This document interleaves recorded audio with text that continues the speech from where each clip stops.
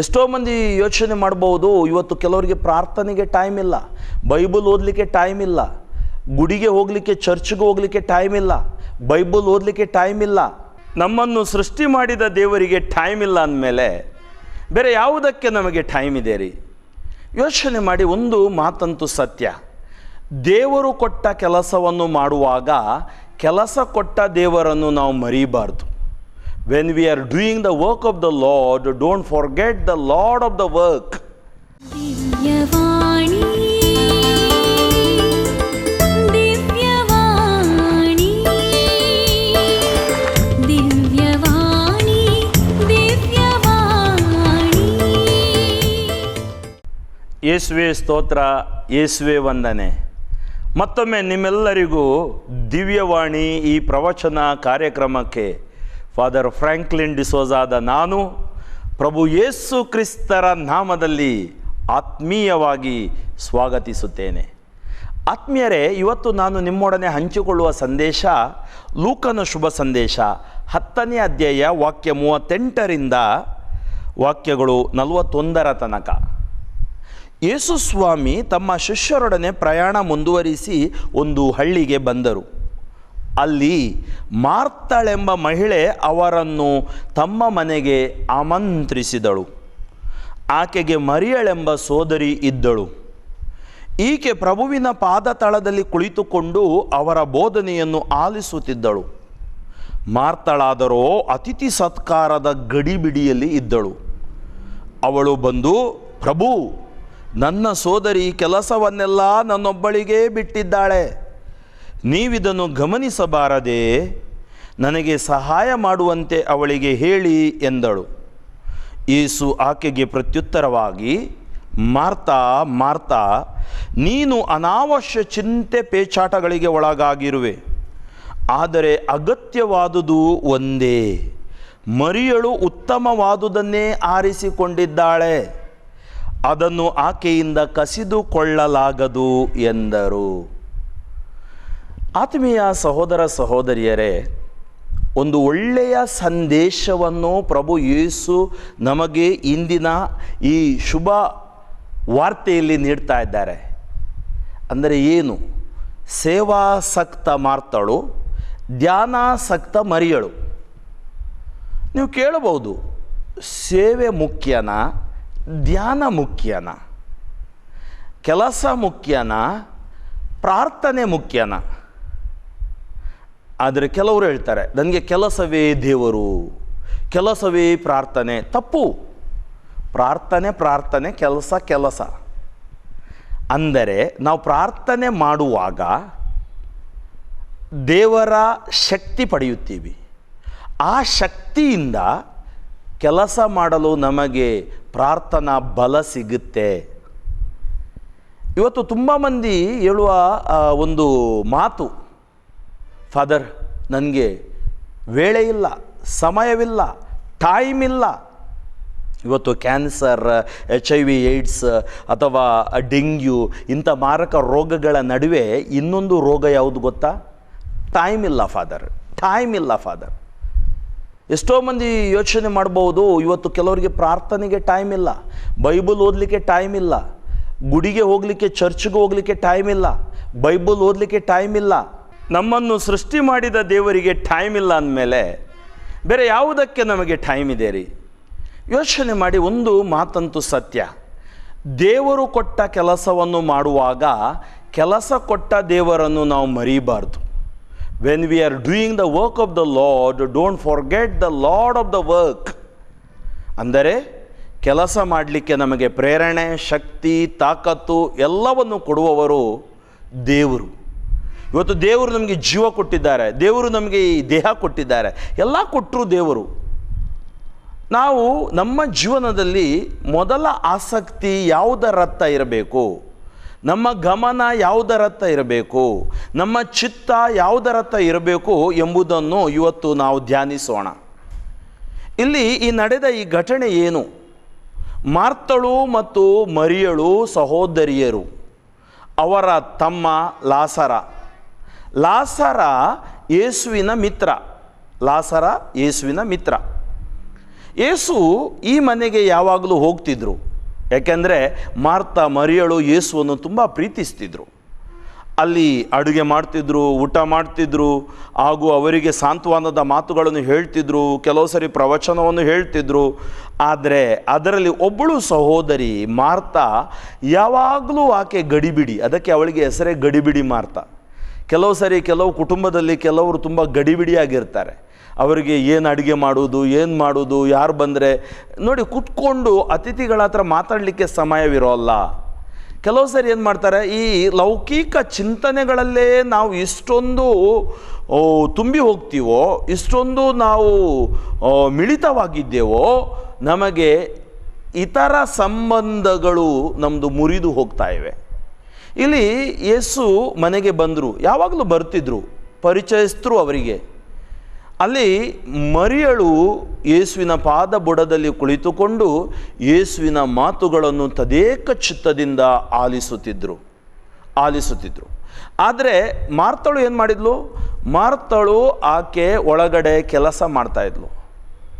ಮಾರ್ತಳ ಮನಸ್ಸಿನಲ್ಲಿ ತುಂಬ ಚಿಂತೆಗಳು. ಮನಸ್ಸಿನಲ್ಲಿ ಏನು ಅಡುಗೆ ಮಾಡೋದು, ಏನು ಕೊಡುವುದು, ಏನೆಲ್ಲ ಒಳಗಡೆ ನಡೀಬೇಕು, ಅಡುಗೆ ಕೊನೆಯಲ್ಲಿದ್ದವರಿಗೆ ಗೊತ್ತು ಏನೆಲ್ಲ ಮಾಡಬೇಕು ಅಂತೇಳಿ. ಯಾಕಂದರೆ ಅಲ್ಲಿ ಅಷ್ಟು ಕೆಲಸ ಇರುತ್ತೆ, ಸುಲಭ ಅಲ್ಲ. ಆದರೂ ಅವಳು ಬಂದು ಯೇಸುವಿಗೆ ಒಂದು ಕಂಪ್ಲೇಂಟ್ ಕೊಡ್ತಾಳೆ. ಏನು ಕಂಪ್ಲೇಂಟ್? ಯೇಸು ಹತ್ರ ಹೇಳ್ತಾರೆ, ಯೇಸುವೇ ನೋಡು, ನನ್ನ ಸಹೋದರಿಗೆ ಹೇಳು, ಬಂದ ತಕ್ಷಣದಿಂದ ನಿಮ್ಮ ಕಾಲ್ಬುಡದಲ್ಲಿ ಕೂತ್ಕೊಂಡು ಬಿಟ್ಟಿದ್ದಾಳೆ. ಅಲ್ಲಿ ಒಬ್ಬಳೇ ನಾನು ಕೆಲಸ ಮಾಡ್ತಾ ಇದ್ದೀನಿ, ಏನಾದರೂ ಮಾಡಲಿಕ್ಕೆ, ಅವಳಿಗೆ ಸಹಾಯ ಮಾಡಲಿಕ್ಕೆ ಹೇಳಿ ಎಂಬುದಾಗಿ ಯೇಸುವಿನ ಮೇಲೆ ಒತ್ತಡ ಹಾಕ್ತಾಳೆ. ಆವಾಗ ಯೇಸು ಏನು ಹೇಳಿದರು?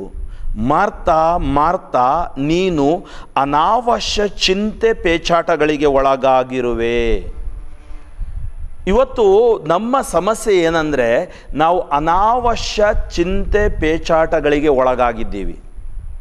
ಕನ್ನಡದಲ್ಲಿ ಒಂದು ಗಾದೆ ಇದೆ, ಚಿತೆ ಸತ್ತ ಮನುಷ್ಯನ ಸುಟ್ಟರೆ ಚಿಂತೆ ಜೀವಂತ ಮನುಷ್ಯನ ಸುಡುತ್ತಂತೆ. ಆ ಚಿಂತೆಯ ಮಧ್ಯೆ ಒಂದು ಸೊನ್ನೆ ಇದೆ, ಆ ಸೊನ್ನೆ ತೆಗೆದ್ರೆ ಚಿತೆ ಆಗಿಬಿಡುತ್ತೆ. ನಮ್ಮ ಜೀವನದಲ್ಲಿ ಶೂನ್ಯವಾಗುವಾಗ ನಾವು ಚಿತೆ ಆಗಿಬಿಡ್ತೀವಿ.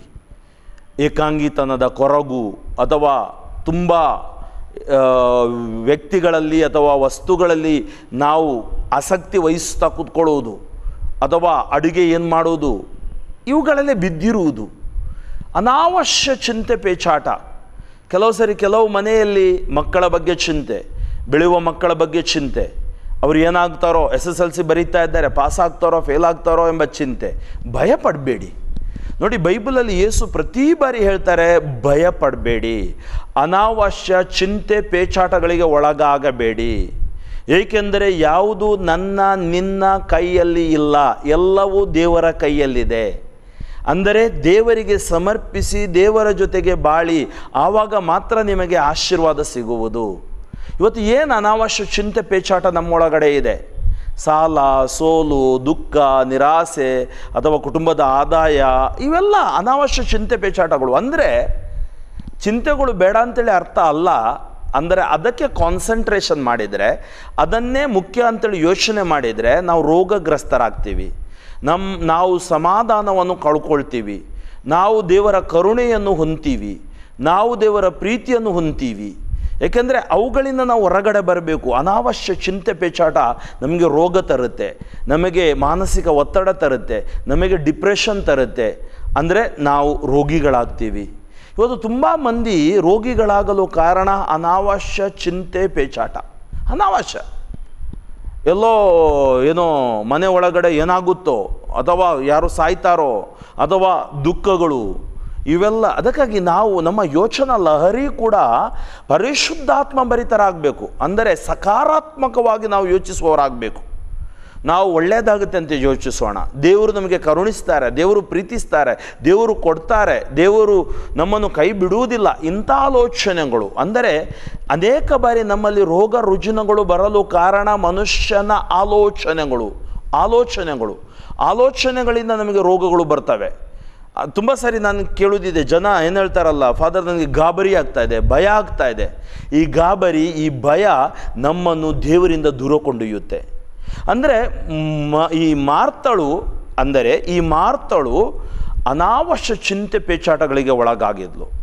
ಮರಿಯಳು ಏನು ಮಾಡಿದ್ಲು? ಯೇಸು ಹೇಳ್ತಾರೆ, ಮರಿಯಳು ಉತ್ತಮವಾದುದನ್ನೇ ಆರಿಸಿಕೊಂಡಿದ್ದಾಳೆ. ಉತ್ತಮವಾದುದು ಯಾವುದು?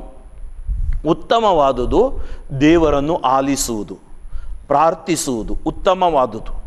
ನೋಡಿ, ಇಡೀ 24 ತಾಸಲ್ಲಿ ನಮಗೆ ಕೆಲವು ಸಾರಿ 1 ಗಂಟೆ ಆದರೂ ಪ್ರಾರ್ಥನೆ ಮಾಡಿ ಅಂತೇಳಿ ಯೇಸು ಆಹ್ವಾನ ಕೊಟ್ಟಿದ್ದಾರೆ. ನಮಗೆ ಅದೂ ಆಗ್ತಾ ಇಲ್ಲ. 15 ನಿಮಿಷ ಕೂತ್ಕೊಳ್ಳಿಕ್ಕೆ ಆಗ್ತಾ ಇಲ್ಲ. ಬೈಬಲ್ ತಗೊಂಡ್ರೆ ನಿದ್ದೆ ಬರುತ್ತೆ, ಜಪ್ಸರ ತಗೊಂಡ್ರೆ ನಮಗೆ ನಿದ್ದೆ ಬರುತ್ತೆ, ಸಾಯಂಕಾಲ ಕುಟುಂಬ ಪ್ರಾರ್ಥನೆಗೆ, ಬೆಳಿಗ್ಗೆ ಕುಟುಂಬ ಪ್ರಾರ್ಥನೆಗೆ ಕೂತ್ಕೊಳ್ತೀವಿ ಅಂದರೆ ನಿದ್ದೆ ಬರುತ್ತೆ. ಯಾಕೆಂದರೆ ನಮ್ಮ ಆಸಕ್ತಿ ಬೇರೆ ಕಡೆ ಇದೆ. ನಾವು ಆಸಕ್ತಿಯಿಂದ ಮಾಡಿದರೆ ನಮಗೆ ಜಯ ಸಿಕ್ಕೇ ಸಿಗುತ್ತೆ. ಅಂದರೆ ಇವತ್ತು ನೀವು ಕೇಳಬಹುದು, ವಿಶ್ವಾಸ ಮುಖ್ಯವೋ ಕಾರ್ಯ ಮುಖ್ಯವೋ? ಎರಡೂ ಮುಖ್ಯ. ಆದರೆ ವಿಶ್ವಾಸವಿಲ್ಲದ ಕಾರ್ಯ ವ್ಯರ್ಥ ಅಂತೇಳಿ ಯಾಕೋಬರು ತಮ್ಮ ಪತ್ರಿಕೆಯಲ್ಲಿ ಹೇಳ್ತಾ ಇದ್ದಾರೆ. ಏಕೆಂದರೆ ವಿಶ್ವಾಸಕ್ಕೆ ಕಾರ್ಯನೂ ಬೇಕು, ಕಾರ್ಯಕ್ಕೆ ವಿಶ್ವಾಸನೂ ಬೇಕು. ಒಂದೇ ನಾಣ್ಯದ ಎರಡು ಮುಖಗಳು. ಅಂದರೆ ನಾವು ಕೇವಲ ದೇವರನ್ನು ಪ್ರೀತಿಸ್ತೀವಿ ಅಂದರೆ ನೆರೆಯವರನ್ನು ಪ್ರೀತಿಸದಿದ್ದರೆ ಎಲ್ಲವೂ ವ್ಯರ್ಥ. ಕೇವಲ ನೆರೆಯವರನ್ನು ಪ್ರೀತಿಸ್ತೀನಿ ದೇವರನ್ನು ಪ್ರೀತಿಸುವುದಿಲ್ಲ ಅಂದರೆ ಅದು ಕೂಡ ವ್ಯರ್ಥ. ಅಲ್ಲಿ ನಮ್ಮ ಬಾಳಿಗಿಲ್ಲ ಅರ್ಥ. ಇಲ್ಲಿ ನಾವು ಈ ಪವಿತ್ರ ಗ್ರಂಥದಲ್ಲಿ ಮಾತು ನೋಡ್ತೀವಿ, ಮಾರ್ತಾ ನೀನು ಅನಾವಶ್ಯ ಚಿಂತೆ ಪೇಚಾಟಗಳಿಗೆ ಒಳಗಾಗಿರುವೆ.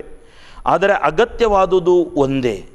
ಮರಿಯಳು ಉತ್ತಮವಾದುದನ್ನೇ ಆರಿಸಿಕೊಂಡಿದ್ದಾಳೆ, ಅದನ್ನು ಆಕೆಯಿಂದ ಕಸಿದುಕೊಳ್ಳಲಾಗದು. ಉತ್ತಮವಾದುದು ಆಶೀರ್ವಾದ ಹೊಂದಿದ್ದು. ಉತ್ತಮವಾದುದು ಯಾವುದು? ನಮ್ಮ ಜೀವನದಲ್ಲಿ ನೋಡಿ, ನಮ್ಮ ದೇಹ ಏನು ಮಾಡುತ್ತೆ ಅಂದರೆ ಯಾವುದು ಲೌಕಿಕವಾದುಗಳ ಕಡೆ ಹೆಚ್ಚು ಗಮನ ಕೊಡುತ್ತೆ, ಆಕರ್ಷಿಸುತ್ತೆ. ಆದರೆ ದೈವಿಕವಾದವು ಅಷ್ಟು ಸುಲಭವಾಗಿ ನಮ್ಮೊಳಗಡೆ ಬರಲು ಕೇಳೋಲ್ಲ. ಮರಿಯಳ ಜೀವನ ಒಂದು ಪ್ರಾರ್ಥನಾ ಜೀವನವಾಗಿತ್ತು, ಸೇವೆಯ ಜೀವನವಾಗಿತ್ತು. ಮಾರ್ತಳ ಜೀವನ ಸೇವೆಯ ಜೀವನವಾಗಿತ್ತು, ಪ್ರಾರ್ಥನೆಗೆ ಒತ್ತು ಇತ್ತು, ಆದರೆ ಅದು ಸ್ವಲ್ಪ ಸೆಕೆಂಡ್ರಿ ಇರಬೇಕಿತ್ತು. ಕೆಲವು ಸರಿ ನಾವೇನು ಮಾಡ್ತೀವಿ, ಕೆಲವು ಸರಿ ತುಂಬ ಅನಾವಶ್ಯ ಚಿಂತೆ ಪೇಚಾಟಗಳಿಗೆ ಒಳಗಾಗಿ ಸಮಾಧಾನ ಕುಟುಂಬದಲ್ಲಿ ಕಳ್ಕೊಳ್ತೀವಿ. ನಮಗೆ ಬೇಕು ಶಾಂತತೆಯಲ್ಲಿ ಪರಿಶುದ್ಧತೆ. ನಮಗೆ ಬೇಕು ಸಹನೆ, ತುಂಬ ಸಹನಾ ಶಕ್ತಿಯಿಂದ ತುಂಬಿದವರಾಗಿ ನಾವು ಜೀವಿಸಬೇಕು. ಇದು ಅಂಥ ಶಕ್ತಿ ದೇವರು ನಮಗೆ ಕರುಣಿಸಲೆಂದು ನಾವು ಪ್ರಾರ್ಥಿಸುವ. ಉದಾಹರಣೆಗೆ ಇಂದಿನ ದಿನಗಳಲ್ಲಿ ನಾವು ನೋಡ್ತೀವಿ, ಏಕೆಂದರೆ ನಮ್ಮ ಮಕ್ಕಳು, ನಮ್ಮ ಕುಟುಂಬಗಳು ಸಮಾಧಾನ ಕಳ್ಕೊಳ್ತಾ ಇವೆ. ಇದೊಂದು ಕುಟುಂಬದ ವಾತಾವರಣ. ಕುಟುಂಬದಲ್ಲಿ ಪತಿ ಪತ್ನಿಯರ ಮಧ್ಯೆ ಸಾಮರಸ್ಯವಿಲ್ಲ. ಯಾಕೆಂದರೆ ಕೆಲವು ಸರಿ ಪತಿ ಅನಾವಶ್ಯ ಚಿಂತೆ ಪೇಚಾಟಕ್ಕೆ ಒಳಗಾಗ್ಬೋದು, ಪತ್ನಿ ಅನಾವಶ್ಯ ಚಿಂತೆ ಪೇಚಾಟಕ್ಕೆ ಒಳಗಾಗ್ಬೋದು, ಮಕ್ಕಳು ಅನಾವಶ್ಯ ಚಿಂತೆ ಪೇಚಾಟಕ್ಕೆ ಒಳಗಾಗ್ಬೋದು. ಆದರೆ ಒಂದಂತೂ ಸತ್ಯ, ಉತ್ತಮವಾದುದನ್ನು ನಾವು ಆರಿಸಿಕೊಳ್ಳಬೇಕು. ಆ ಉತ್ತಮವಾದುದು ಅಂದರೆ ಪ್ರಾರ್ಥನೆ. ಎಲ್ಲಿ ಪ್ರಾರ್ಥನೆ ಇದೆಯೋ ಅಲ್ಲಿ ನರಕ ಯಾತನೆ ಇಲ್ಲ. ಪ್ರಾರ್ಥಿಸುವ ಮನಗಳು ದೇವರಿಗೆ ಇಷ್ಟ. ಪ್ರಾರ್ಥಿಸದಿದ್ದರೆ ನಮಗೆ ಬಾಳೆಲ್ಲ ನಷ್ಟ. ಪ್ರಾರ್ಥಿಸದಿದ್ದರೆ ಕುಲಾಯಿಸುವುದಿಲ್ಲ ನಮ್ಮ ಅದೃಷ್ಟ, ಏಕೆಂದರೆ ಅದು ನಮ್ಮ ದುರಾದೃಷ್ಟ. ಪ್ರಾರ್ಥಿಸು ನೀ ಮಗನೇ. Brother TK. ಜಾರ್ಜ್ ಒಂದು ಸುಂದರ ಹಾಡು ಬರೆದಿದ್ರು. ಪ್ರಾರ್ಥಿಸು ನೀ ಓ ಮಗನೇ, ಪ್ರಾರ್ಥಿಸು ನೀ ಓ ಮಗಳೇ, ಕಣ್ಣೀರಿನಿಂದ ನೀ ಪ್ರಾರ್ಥಿಸು, ಮಂಡಿಯೂರಿ ನೀ ಪ್ರಾರ್ಥಿಸು, ಪ್ರಭು ಯೇಸು ಓಡಿ ಬರುವರು. ಅಂದರೆ ನಮ್ಮ ಪ್ರಾರ್ಥನೆಯಲ್ಲಿ ಅಗಾಧ ಶಕ್ತಿ ಇದೆ. ಇವತ್ತು ನಾವು ಕೆಲವು ಸಮಯ ದೇವರ ವಾಕ್ಯವನ್ನು ಓದಲು ನಾವು ಉಪಯೋಗಿಸತಕ್ಕದ್ದು. ದೇವರ ವಾಕ್ಯ ನಮ್ಮ ಕೈಯಲ್ಲಿದೆ. 34,000 ವಾಕ್ಯಗಳುಳ್ಳ 46 ಹಳೆ ಒಡಂಬಡಿಕೆ, 27 ಹೊಸ ಒಡಂಬಡಿಕೆಗಳುಳ್ಳ ಪುಸ್ತಕ. ಅದರಲ್ಲಿ 8,000 ವಾಗ್ದಾನ ಇದೆ. ಅದರಲ್ಲಿ ಸುಮಾರು 366 ಬಾರಿ ಭಯಪಡಬೇಡ ಎಂಬ ವಾಗ್ದಾನ ಇದೆ. ಇವತ್ತು ನಾವು ಯಾಕೆ ಭಯಪಡಬೇಕು? ಈ ಲೋಕದಲ್ಲಿ ಯಾಕೆ ಅನಾವಶ್ಯ ಚಿಂತೆ ಪೇಚಾಟಕ್ಕೆ ಒಳಗಾಗಬೇಕು? ಯಾಕೆ ಟೆನ್ಷನ್, ಮಾನಸಿಕ ಒತ್ತಡದ ಒಳಗಡೆ ನಾವು ಜೀವಿಸಬೇಕು? ಯಾಕೆ ನಾವು ಜಯವೊಂದಿ ಜೀವಿಸಲಾಗುವುದಿಲ್ಲ?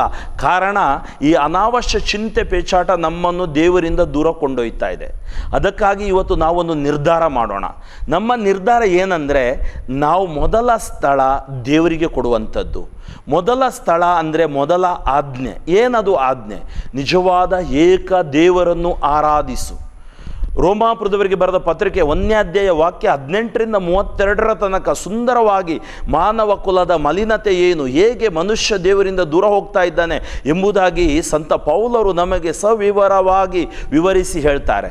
ಇವತ್ತು ನಮ್ಮ ಜೀವನದಲ್ಲಿ ನಮಗೆ ಬೇಕಾದುದು ಏನು? ಅಗತ್ಯವಾದುದು ಒಂದೇ. ಏಕೆಂದರೆ ಆ ಅಗತ್ಯವಾದುದು ಪ್ರಾರ್ಥನೆ. ಪ್ರಾರ್ಥನೆಗೆ ನಮ್ಮ ಜೀವನದಲ್ಲಿ ನಾವು ಮೊದಲ ಸ್ಥಳ ಕೊಡಬೇಕು. ದೇವರ ತ್ರಯೇಕ ದೇವರ ಅಂದರೆ ಸರ್ವಶಕ್ತ ದೇವರ ಆರಾಧನೆಗೆ ಮೊದಲ ಸ್ಥಳ ಕೊಡಬೇಕು. ಏನು ಆಶೀರ್ವಾದ ನಮಗೆ ಸಿಗುತ್ತೆ ಅಗತ್ಯವಾದುದನ್ನು ಆರಿಸುವಾಗ?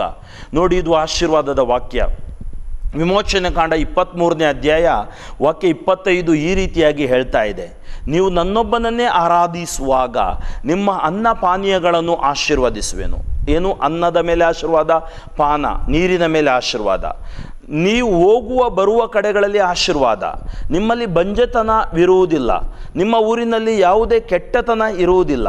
ನಿಮ್ಮ ಊರಿನಲ್ಲಿ ಯಾವುದೇ ದ್ವೇಷಗಳು ಇರುವುದಿಲ್ಲ. ನಿಮ್ಮ ಊರಿನಲ್ಲಿ ಗರ್ಭಸ್ರಾವವು ನಡೆಯುವುದಿಲ್ಲ. ನೀವು ಹೋಗುವ ಬರುವ ಕಡೆಯಲ್ಲಿ ನಿಮಗೆ ಜಯ ಉಂಟಾಗುವುದು, ಶುಭ ಉಂಟಾಗುವುದು. ಅಂದರೆ ಶುಭ ಉಂಟಾಗಬೇಕಾದ್ರೆ ನಾವು ಅಗತ್ಯವಾದುದನ್ನು ಆರಿಸಿಕೊಳ್ಬೇಕು. ಅದನ್ನೇ ಮರಿಯಳು ಆರಿಸಿಕೊಂಡ್ಳು.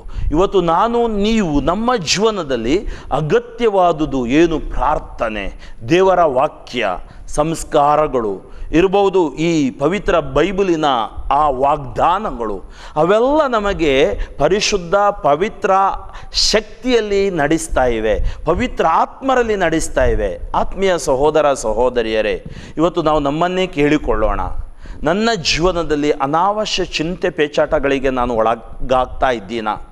ಇರ್ಬೋದು, ನಿಮ್ಮ ಪತಿ ಹೊರದೇಶದಲ್ಲಿದ್ದಾರೆ, ಅಥವಾ ಪತಿ ರೋಗಿಯಾಗಿದ್ದಾರೆ, ಪತ್ನಿ ರೋಗಿಯಾಗಿದ್ದಾರೆ, ಪತ್ನಿ ದೂರ ಇದ್ದಾರೆ, ಮಕ್ಕಳು ಎಡ್ಯುಕೇಷನ್ ಇದೆ, ಶಿಕ್ಷಣ ಅವರು ಓದಬೇಕು, ಅಥವಾ ಮನೆಯಲ್ಲಿ ಮಕ್ಕಳು ಮಾತು ಕೇಳ್ತಾ ಇಲ್ಲ, ಅಥವಾ ಸಾಲ ಸೋಲುಗಳಲ್ಲಿ ಬಿದ್ದಿದ್ದೀರಾ, ಅಥವಾ ಕೋರ್ಟ್ ಕೇಸ್ಗಳಿವೆ, ಜಾಗದ ಸಮಸ್ಯೆಗಳಿವೆ, ವೈಯಕ್ತಿಕ ಸಮಸ್ಯೆಗಳಿವೆ, ಮಾನಸಿಕ ಸಮಸ್ಯೆಗಳಿವೆ, ರಾತ್ರಿ ನಿದ್ದೆ ಬೀಳ್ತಾ ಇಲ್ಲ, ಒಂಥರ ನಿಮ್ಮ ಜೀವನದಲ್ಲಿ ನೆಮ್ಮದಿ ಕಳ್ಕೊಂಡಿದ್ದೀರಾ.